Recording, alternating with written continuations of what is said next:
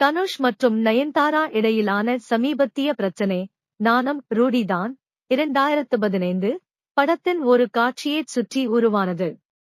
நயன்தாரா தனது புதிய நெட்ஃபிளிக்ஸ் ஆவணப்படமான நயன்தாரா அ ஃபேரி இல் தனுஷின் அனுமதி இல்லாமல் அந்த காட்சியை பயன்படுத்தியதாக கூறப்படுகிறது. இதனால் தனுஷ் தனது சட்ட ஆலோசகர்களின் மூலம் 10 கோடி ரூபாய் இழப்பீடு கோரி ஒரு சட்ட நடவடிக்கை மேற்கொண்டார். இதற்கு பதிலாக நயன்தாரா ஒரு திறந்த கடிதம் மூலம் தனுஷின் நடவடிக்கையை விமர்சித்தார்.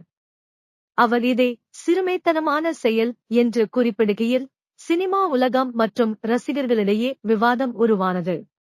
குறிப்பாக நயன்தாராவின் விரிவான விளக்கங்கள் மற்றும் தனுஷின் சட்ட நடவடிக்கை தொடர்பான கருத்துக்கள் சமூக வலைதளங்களில் வைரலாகின. இந்த விவகாரம் ரசிகர்களிடையே பிளவை ஏற்படுத்தியுள்ளது. சிலர் தனுஷின் சட்ட